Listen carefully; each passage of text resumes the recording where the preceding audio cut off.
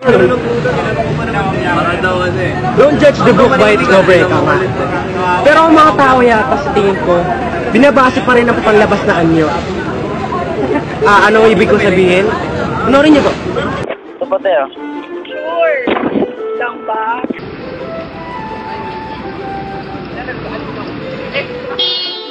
Ito rin pa yung namin. Magsagawa ng 3D productions ng isang halimbawa, mapanghusga nga ba ang lipunan base sa itsura?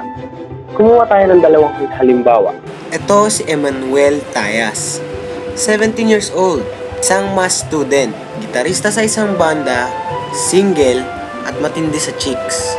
Ito naman si Allen Jovi Reyes, 17 years old din, math student, disc jockey, mukhang goons pero may busilak na kaloob at matulungin. Kung uutang sa tindahan o sa isang karinderya man, sino ang pauutangin? Pwede mo. Ate, pwede mo makautang. Bansit yan, Dan. Pwede. Bakit? Kasi dahil na ang babayaran. Hindi na ba utang? Bansit yan, isa lang. Hindi ka naman pwede. Hindi na, ito lang oh. Hindi siya. Alam nyo ba, ayon sa istatistika na nakita namin sa Google, ang mga mas pogi, mas matangkad, mas payat, ay may malaking posibilidad na may trabaho. At syempre, maganda rin ang sweldo.